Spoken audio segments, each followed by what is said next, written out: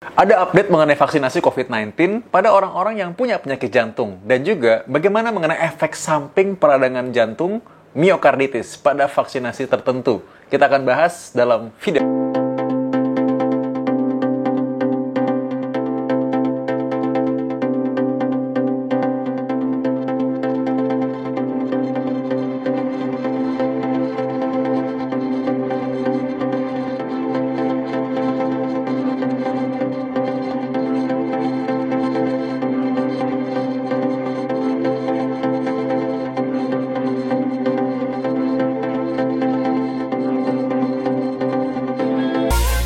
Pertama mengenai vaksinasi pada pasien yang punya riwayat jantung dulu. Nanti kita akan bahas di belakang video ini mengenai kalau orang-orang yang pernah menerima vaksinasi ternyata punya efek samping peradangan jantung.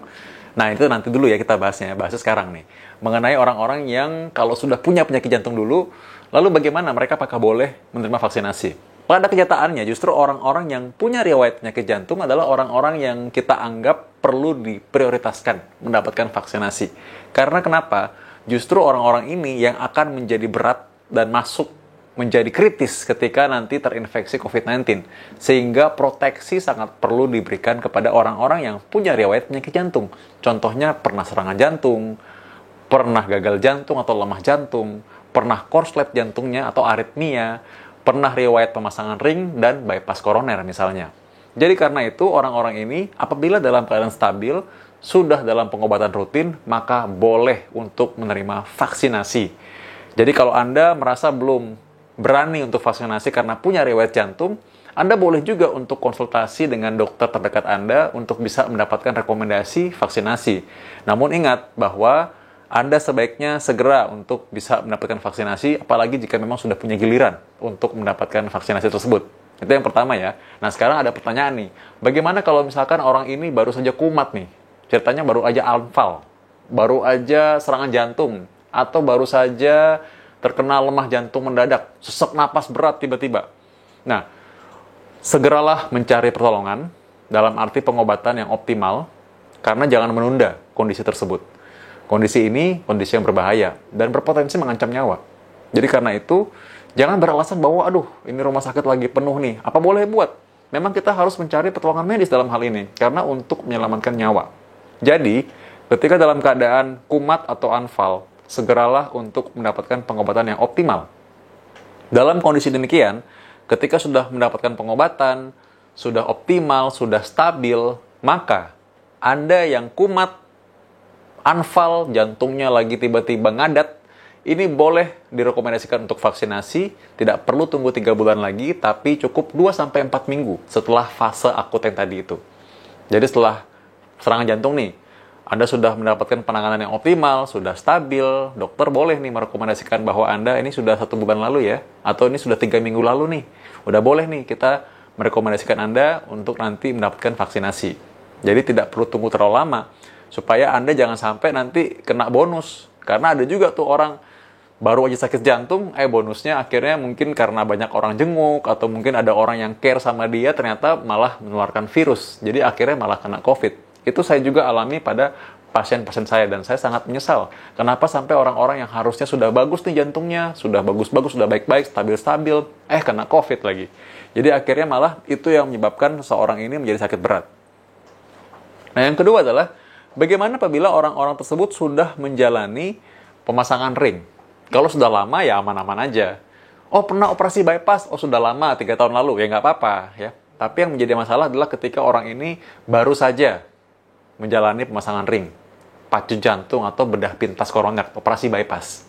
Nah sekarang ini kalau misalkan Anda dalam keadaan normal, baik, stabil, artinya semua prosedur tersebut dijalankan dengan elektif, terjadwal, bukan karena emergensi, bukan karena tiba-tiba Anda anfal gitu di rumah sakit, tiba-tiba akhirnya harus dipasang ring mendadak, emergensi gitu ya.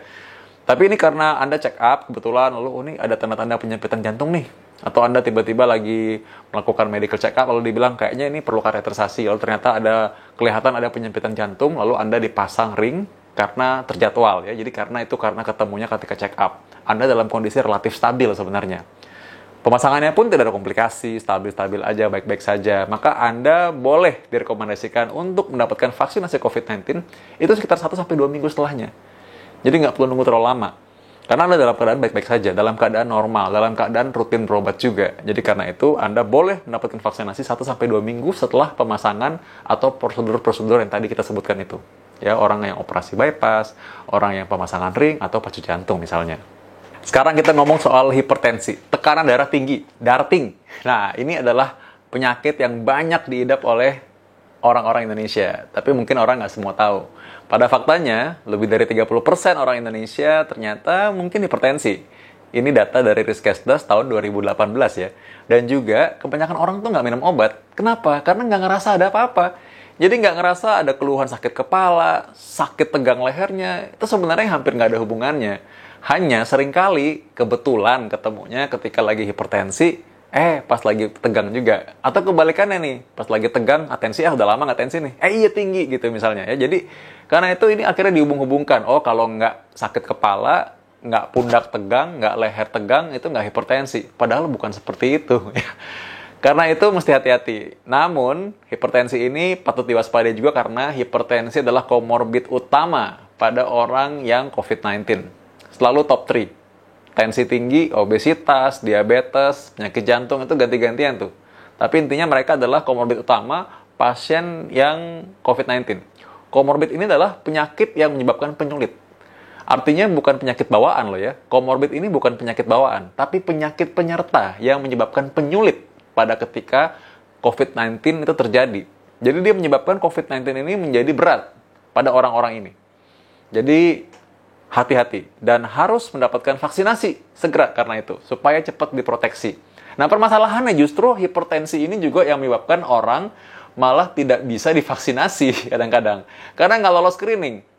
Nah, idealnya ini ya, kalau orang darah tinggi, targetnya kan kita mau orang itu tensinya 140, 90 itu adalah batasnya. Jadi harusnya di bawah 140 dan di bawah 90 mestinya. Kan kalau kita tensi nih ya ada 140, ada 90, ada angka atas, ada angka bawahnya.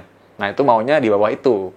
Tapi kenyataannya kadang-kadang orang datang udah gelisah duluan ya, udah mungkin panik, cemas dan lain-lain, akhirnya mereka lebih tinggi daripada itu. Dari screening, kita batasi bahwa mereka untuk vaksinasi boleh di bawah 180/100. Jadi kalau Anda di bawah segitu dan Anda dalam keadaan stabil, baik-baik saja, nggak ada keluhan, maka Anda boleh rekomendasikan untuk mendapatkan vaksinasi. Nah, ini stabil ini maksudnya apa? Nggak sesak napas, nggak sakit dada, nggak bengkak kakinya, nggak korslet jantungnya debar-debar, dan lain-lain. Jadi maksudnya stabil adalah Anda dalam kondisi baik-baik saja dan terkontrol. Orang bisa darah tinggi kan nggak ada keluhan, bisa aja. Nah, kalau Anda dalam kondisi seperti itu, maka obati hipertensi sambil Anda boleh mengantri juga atau cari-cari tepat di mana nih bisa saya divaksinasi, ya. Demikian caranya. Jadi orang yang hipertensi boleh vaksinasi. Bagaimana dengan vaksinasi pada anak usia 12-17 tahun yang punya penyakit jantung bawaan atau penyakit jantung rematik? Nah, ini kadang-kadang kalau misalkan Anda masih kurang familiar dengan istilah ini, orang taunya jantung bocor misalnya ya. Jantung bocor ini macam-macam tuh. Ada dindingnya yang bocor, ada pembuluh darahnya ketuker, ada yang dibilang katupnya yang bermasalah, atau penyakit jantung katup. Nah, kalau kita bicara katup, biasanya kita bicara mengenai penyakit jantung rematik. Walaupun penyakit jantung bawaan pun, ada juga yang masalahnya adalah katupnya yang bocor. Nah, secara umum, apabila Anda tahu bahwa orang ini punya penyakit jantung katup nih, atau bocor jantung nih. Nah, ini kemungkinan kita bicara mengenai dua hal ini.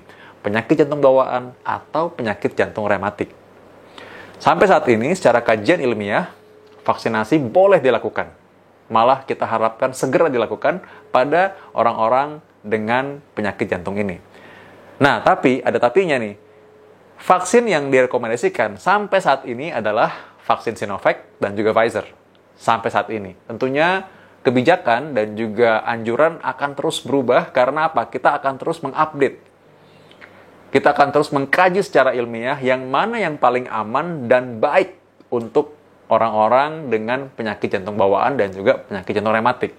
Terutama untuk orang yang usia 12-17 tahun, usia anak atau remaja.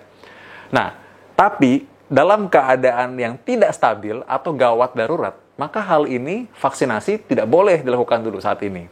Misalnya, orang tiba-tiba sesak napas berat. Tiba-tiba sesak pokoknya. Walaupun sehari-hari katanya kalau jalan suka capek. Tapi kali ini beda, lagi diem aja sesak. Nah, itu harus curiga. Tanda-tandanya apa aja? Tanda-tandanya misalnya ya, seseorang yang napasnya jadi cepat.